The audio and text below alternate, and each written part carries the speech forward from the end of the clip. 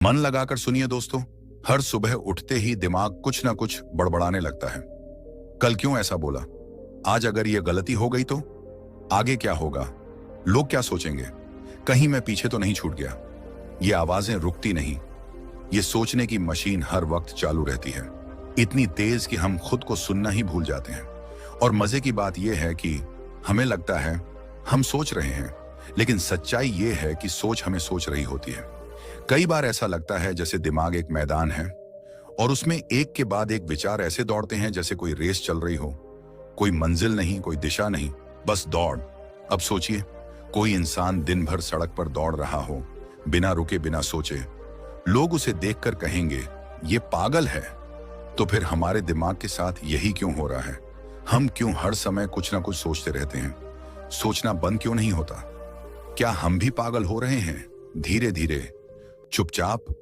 आपने कभी गौर किया है, जब आप किसी गहरी परेशानी में होते हैं या कोई बड़ा डर दिमाग में होता है, तो आप खाने का स्वाद नहीं महसूस कर पाते, किसी से की गई बात याद नहीं रहती, सामने कोई बैठा हो तो भी आप अकेले होते हैं, क्योंकि आप अपने अंदर ही कहीं गुम हो जाते हैं, सोच के जंगल में।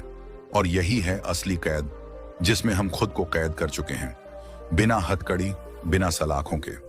इस सोच की आवाज इतनी तेज होती है कि उसमें हम अपने दिल की आवाज ही नहीं सुन पाते। दिमाग इतना बोलता है कि दिल खामोश हो जाता है।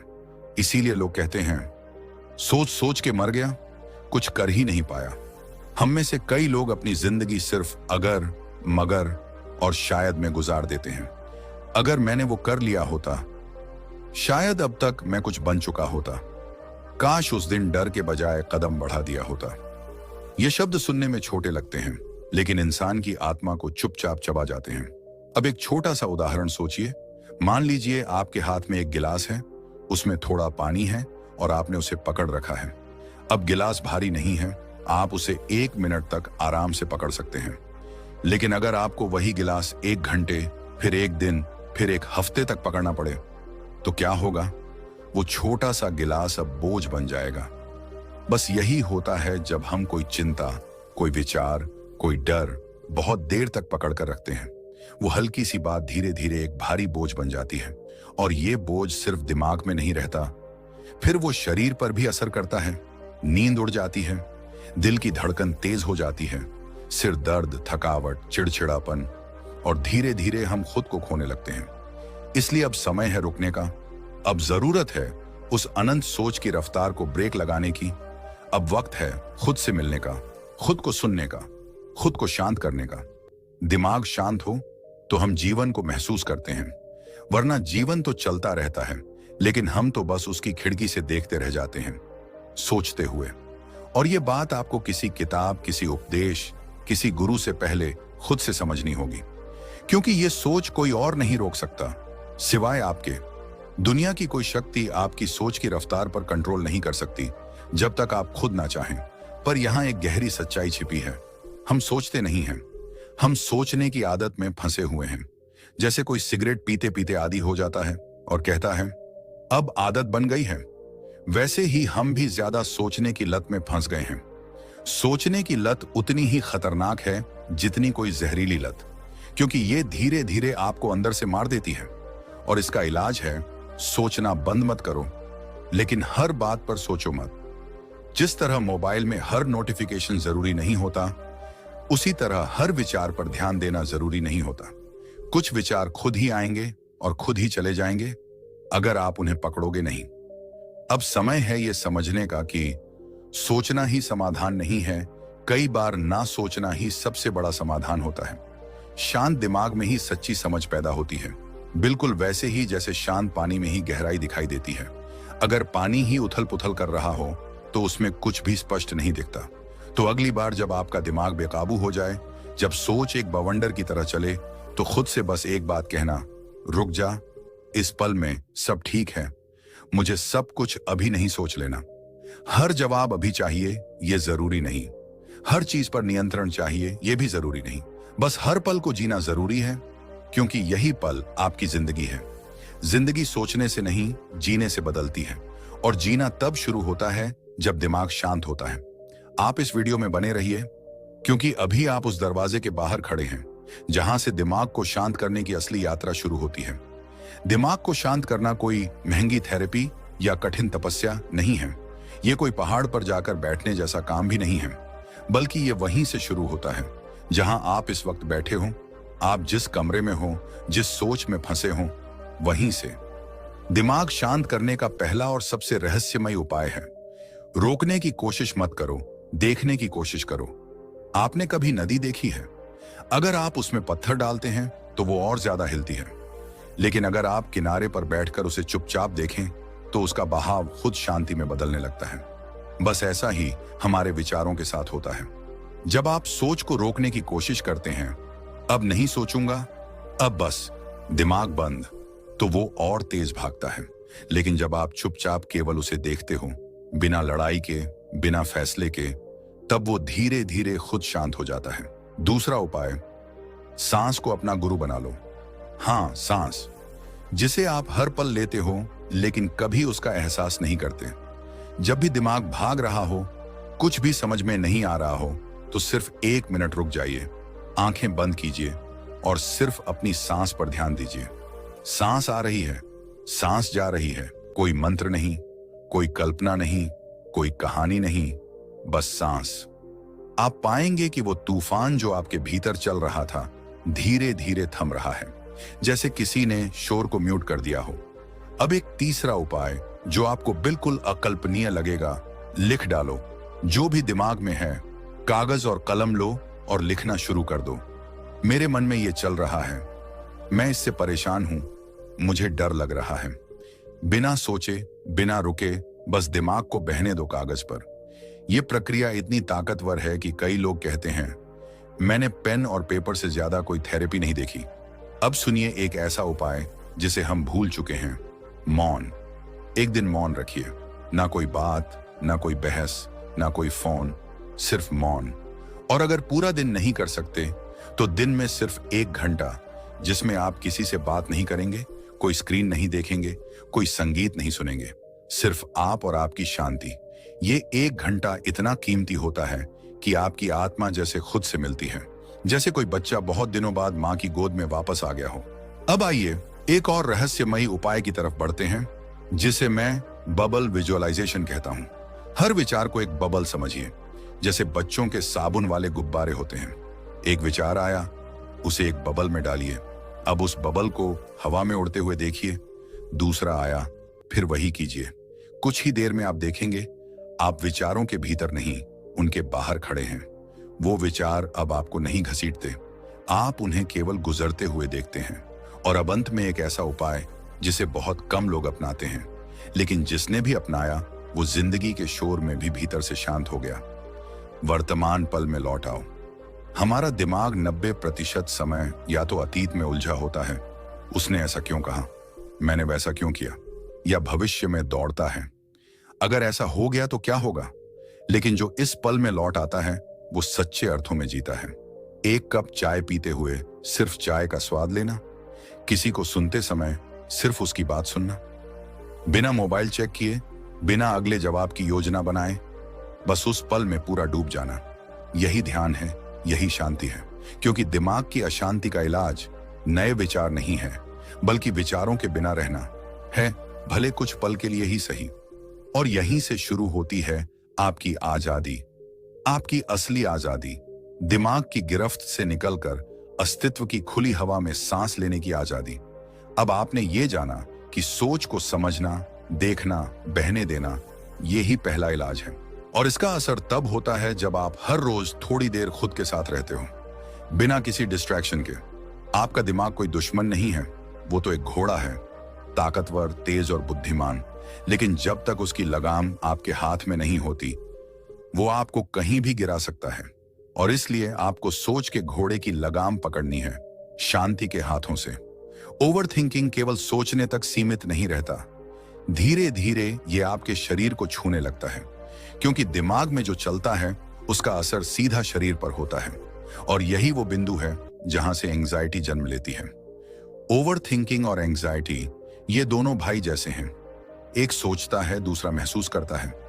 एक आपके विचारों में हलचल करता है, दूसरा आपके शरीर में बेचैनी भर देता है। ओवर थिंकिंग आपको कल्पनाओं में उलझाता है और एंजाइटी उन कल्पनाओं को वास्तविक खतरा बना देती है। उदाहरण के लिए, आपका दिमाग बार बार सोचता है, कल की मीटिंग में अगर मुझसे सवाल पूछा गया और मैं जवाब नहीं दे पाया तो। अब यह एक साधारण सा विचार था, लेकिन आपने इस पर बार बार ध्यान दिया, घंटों सोचते रहे, उस एक पल को बार बार मन में जीते रहे, और वो सोच अब सिर्फ विचार नहीं रहा, अब वो डर बन गया है। आपका दिल तेज धड़कने लगा, हाथ पांव ठंडे हो गए, भूख गायब हो गई, रात की नींद उड़ गई।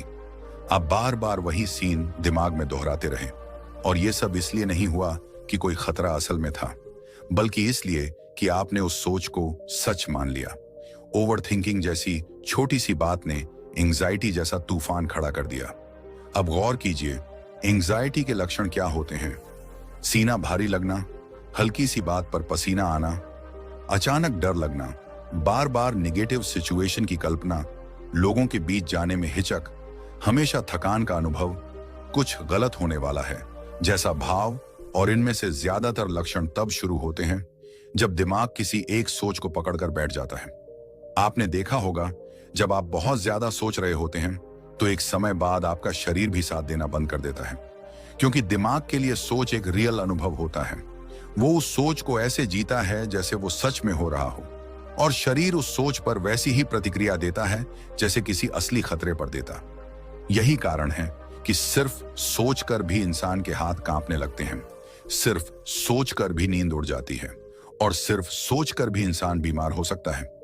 इसका मतलब साफ है, ओवर थिंकिंग वो बीज है जो एंजाइटी नाम का जहरीला पेड़ बन जाता है, और अगर आप इस बीज को समय रहते नहीं रोकोगे तो ये धीरे धीरे आपके हर रिश्ते, हर फैसले, हर पल को निगल जाएगा। लेकिन अब सवाल ये उठता है, क्या इसका कोई इलाज है? हाँ है, और इसका नाम है इमोशन रीसेट फॉर्मूला। ये कोई दवा नहीं, कोई जादू भी नहीं, बल्कि ये एक प्राकृतिक तरीका है जिससे आप अपने दिमाग और शरीर को दोबारा संतुलन में ला सकते हैं। तो आइए इसे समझते हैं।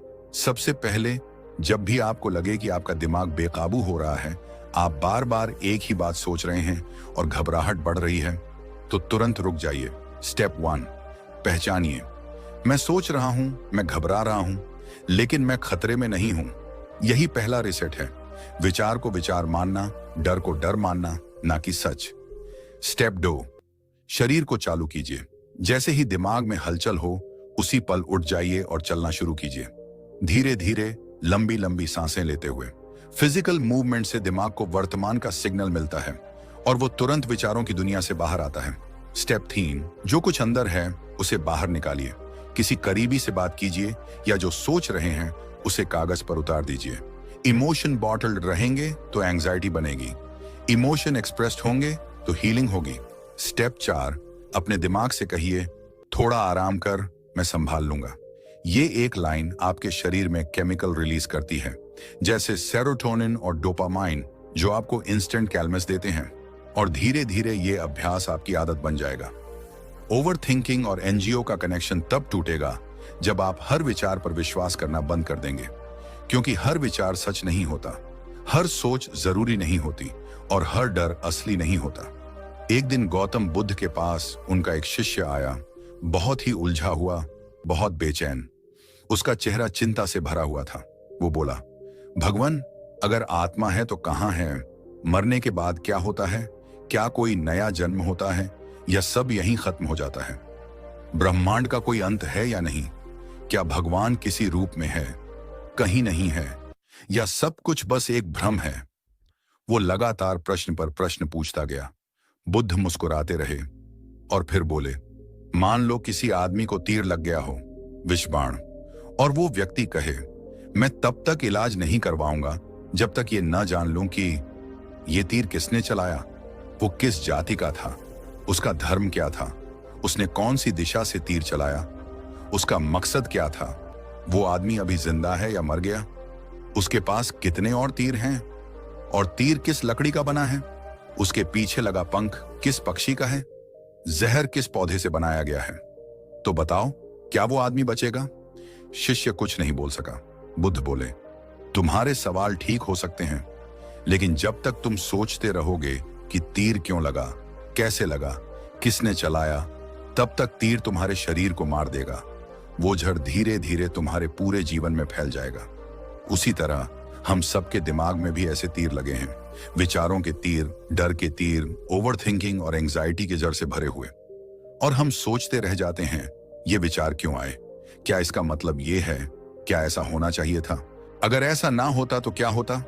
और इसी सोच सोच कर हम वो सबसे जरूरी काम नहीं करते, वो तीर निकालना। ध्यान, शांति, जागरूकता, ये वही इलाज हैं जो तीर निकालते हैं। हमारे जीवन में भी रोज कई जहरीले विचार तीर की तरह घुसते हैं।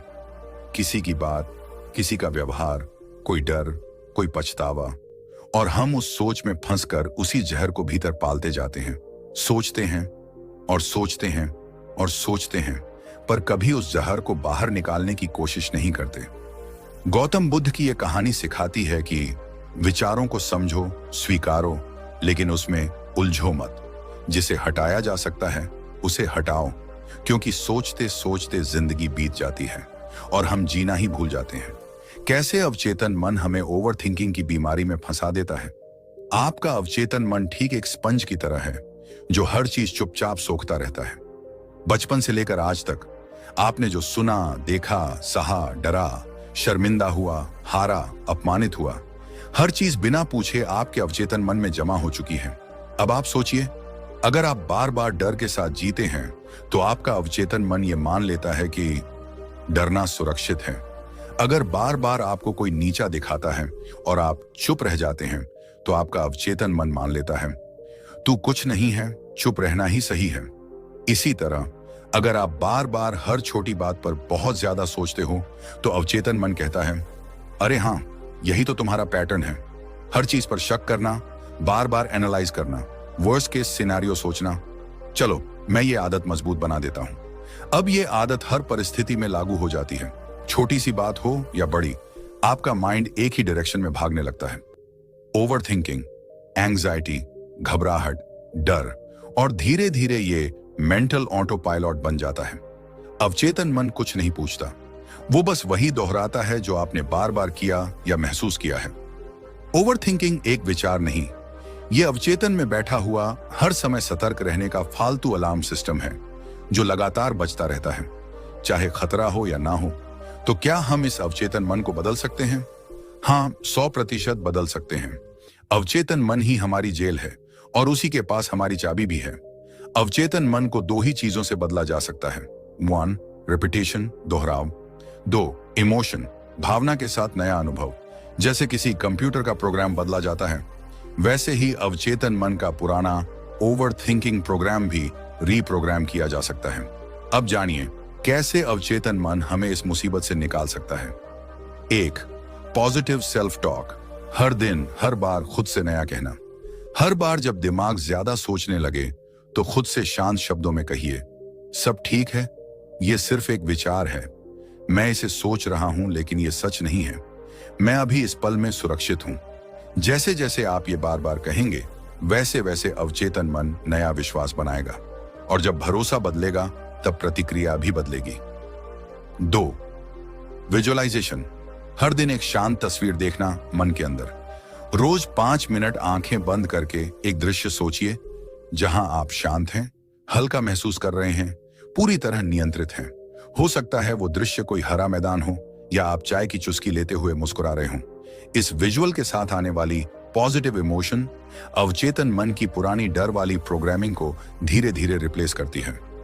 3. एफर्मेशंस। हर दिन निर्देश देना। रोज सुबह उठते ही और सोने से पहले 5 बार ये वाक्य दोहराइए, मैं शांत हूं, मुझे हर चीज पर सोचने की जरूरत नहीं, हर पल की चिंता मुझे कुछ नहीं देती, मेरा मन अब मेरा दोस्त है।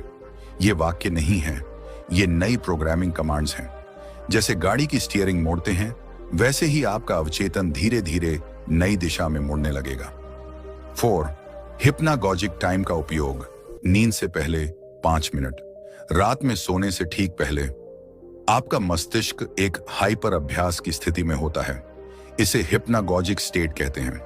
इस समय आप जो भी सोचते हो वो सीधा अवचेतन में बैठ जाता है।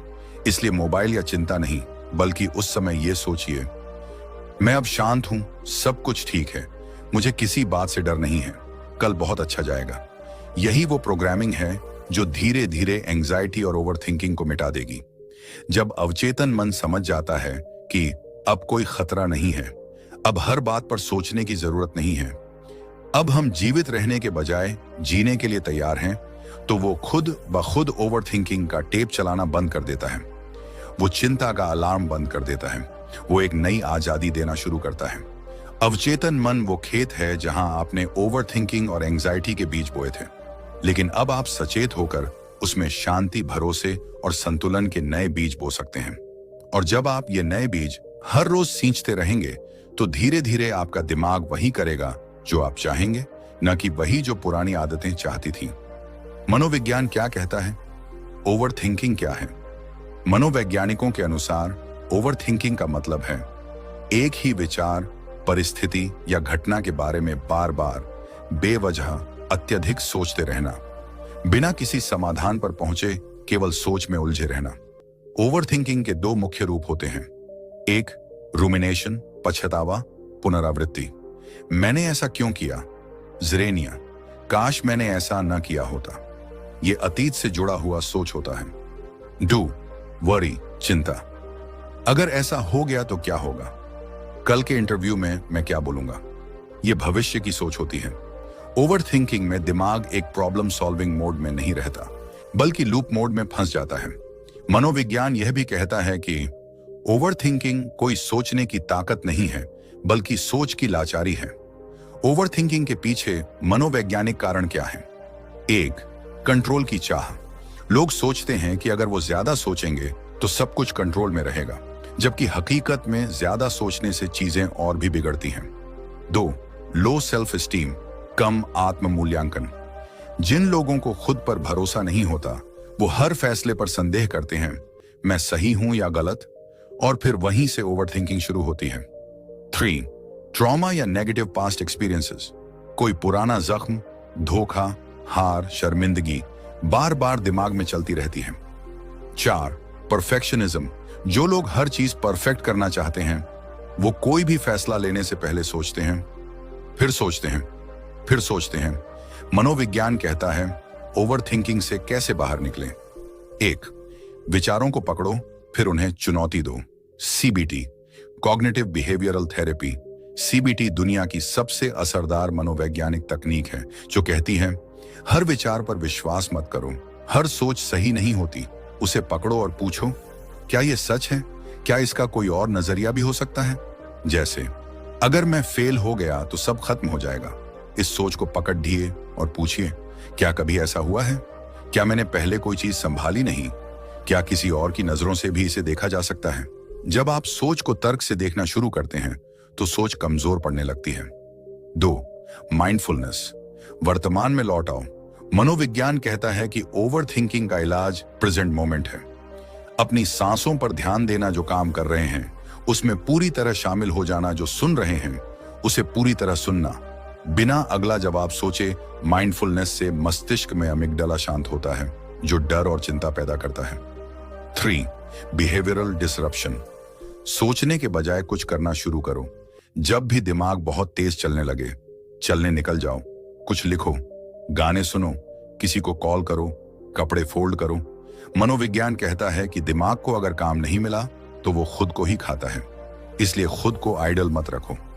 4, लिमिट सेटिंग, एक सीमित समय तय करो। सोचने के लिए हर दिन 10 से 15 मिनट का एक सोचने का समय फिक्स करो। बाकी समय अगर सोच आने लगे तो खुद से कहो, नहीं, मैं इस पर आज शाम 7 बजे सोचूंगा। इससे दिमाग को सिग्नल मिलता है कि हर समय चिंता करने की इजाजत नहीं है। 5, सेल्फ कॉम्पासन, खुद से दयालु होना। ओवरथिंकिंग अक्सर तब बढ़ता है जब आप खुद से नाराज रहते हो। मैं इतना बेवकूफ क्यों हूं? मैंने ये क्यों किया? मेरे साथ ही ऐसा क्यों होता है?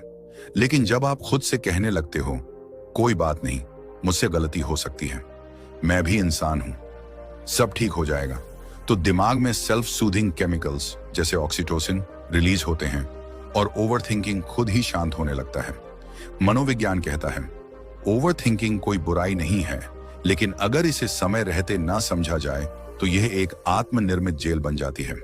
इससे बाहर निकलना मुश्किल नहीं है, बस आपको अपने विचारों से अलग होकर उन्हें देखना और समझना सीखना होगा। ओवर थिंकिंग से मुक्ति कोई पल भर का काम नहीं, बल्कि यह एक अभ्यास है, हर दिन का, हर पल का। आपका दिमाग एक बहुत ताकतवर औजार है, लेकिन जब आप उसे इस्तेमाल नहीं करते तो वो आपको इस्तेमाल करने लगता है। देखिए, ये जीवन बहुत छोटा है, आपका हर एक पल कीमती है। उसे सिर्फ सोचते सोचते नहीं, जीते जीते बिताना है। अगर दिमाग के हर विचार को आपने अपना मालिक बना लिया तो आप कभी चैन से नहीं जी पाएंगे। लेकिन अगर आपने अपने मन को समझ लिया, उससे प्रेम करना सीख लिया, तो वही दिमाग आपका सबसे बड़ा दोस्त बन जाएगा। याद रखिए, हर बार ज्यादा सोचने से आप सच्चाई से दूर जाते हैं और भय के करीब। लेकिन जैसे ही आप अपने विचारों को एक बाहरी चीज की तरह देखने लगते हैं, तो वही सोच कमजोर पड़ने लगती है।